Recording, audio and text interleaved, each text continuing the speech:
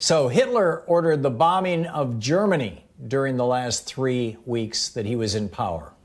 What will Trump do? Check it out. Leave your comments, ding the bell, share it with your friends, and subscribe to our channel. Congress ultimately did certify Joe Biden and Kamala Harris as president and vice president of the United States, or president, vice president-elect. And so we now have, 13 days until January 20th? And an enormous amount of damage can be done in 13 days. And there are two levels on which I am very concerned about this. Number one is the level of the Trump supporters, the people who have basically sworn loyalty to a cult of personality, who were, carrying Trump flags rather than American flags. Just this whole, it's Jim Jonesville, right? And I saw this thing on Twitter yesterday. We are not done. Today we learned how weak the response was. The 20th is coming. By the way, 420 is one of the numbers that the American neo-Nazis frequently use as code for Adolf Hitler's birthday, April 20th. Now they're referring to the 20th. Here we go again. The 20th is coming. We have been training for this for over a decade. This is not going away, all caps not, and now it will escalate. And here it comes, right? So number one, you've got the followers of Donald Trump who are looking at yesterday as, hey, we just discovered how easy this is, many of these people. And how, little consequence apparently there is. I mean, you had people on Fox News and on other right-wing media basically saying, well, boys will be boys. Seriously. You had this, on Fox News, One American News Network, Newsmax. Lynn Wood, Trump's lawyer, was tweeting that Mike Pence was a traitor, a communist sympathizer, and a child molester. Tucker Carlson said, we've got this sad, chaotic day for a reason. And he looks into the camera, speaking to his right-wing audience, and he says, it's not your fault, it's their fault. Who's the they? Well, his colleague on Fox News, Pete Hegseth, said this, but it wasn't because Donald Trump gave a speech and then told people to do something in the Capitol. Ultimately, to a man and to a woman, I talked to a lot of them yesterday. They said this is a culmination of a feeling I have where my country has been taken over by the left. My voice is being censored and silenced. I'm being canceled. My institutions are being fundamentally changed by the left.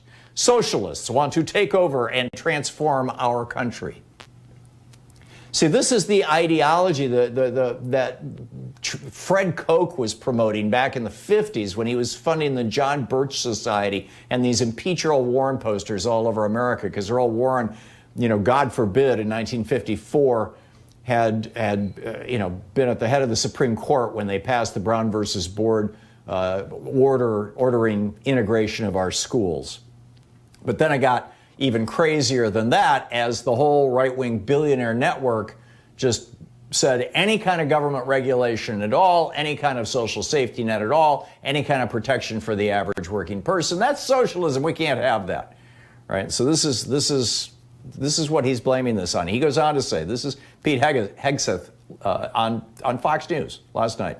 They feel like using COVID as a justification, mail-in ballots, ballot harvesting, going past the constitutional prerogatives of state legislatures, that option has been taken from them too. And so what do folks expect to happen?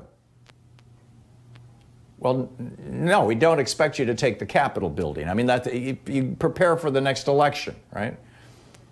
He goes on to say, the images didn't shock me because if you understand how people feel about the moment we're in right now, we feel like we're at a crossroads. People weren't going into the Capitol to target individuals, to kill somebody. They were going in there symbolically, says Pete Hegseth on Fox News last night. If you look at what the left has done in targeting entire communities, private businesses, burning them to the ground, targeting police officers, private businesses. This is just random. No, he didn't say this.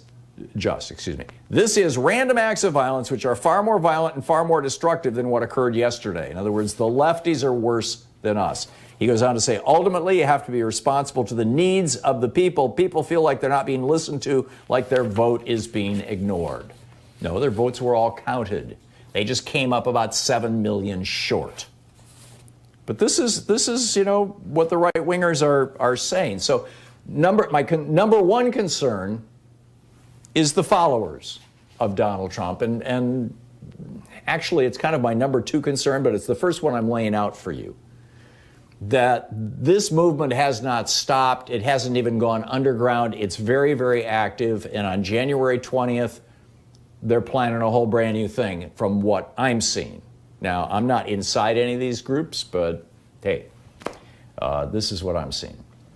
Then the other area that I'm concerned about, and this is the piece I published on medium.com this morning, is on March 19th, 1945.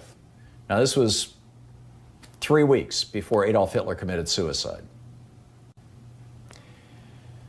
The Russians were invading from the northeast. The Americans were invading from the southwest and the west. And Hitler ordered the tank divisions and the German Air Force to just bomb the crap out of Germany. Basically, bomb my own country back to the Stone Age. This was referred to as this order that he gave, and he gave it to Albert Speer, who had become very, very close to him. He was the architect, literally an architect, design buildings guy. He gave this order, and Albert Speer kind of prevented it from going into effect. But this is how dictators very often go out, is they take everybody down with them. My friend Armin Lehman, he's been on this program. He passed away a few years ago. But he was the 16-year-old kid who took the news to Hitler that the war was lost in the Führer bunker, and he was there when Hitler committed suicide. And he pointed out that Hitler was trying to destroy Germany. He had ordered the destruction of Berlin. Again, the soldiers didn't carry it out. At that point, Armin was one of the senior soldiers at 16. They were recruiting 12-year-old boys. But Hitler was like, we've got to destroy if I can't run this country, nobody can run this country. We're going to destroy it. And he's not the only one. Robert Mugabe, in his last days, ordered 20,000 people murdered in a state that didn't vote for him in the presidential election. And they were murdered. Jim Jones wasn't a political leader, although he did have aspirations. But I think he's the prototype of a psychopathic narcissist, which is, very common. There's a reason why these guys almost never voluntarily leave office. They either die in office, like Stalin did, or they are taken out, typically in a war, like Hitler and Mussolini were. But, very rarely do they say, oh, I guess the people don't want me anymore. I'll see you guys later. And Trump still has the nuclear codes. He's still the commander-in-chief of the military. So I am calling, and I'm very gratified to see that Chuck Schumer this morning and my Senator Jeff Merkley just called for Trump to be removed from power, either by impeachment in the House and the Senate, and it can be done in a day, I believe, or through Mike Pence calling the cabinet together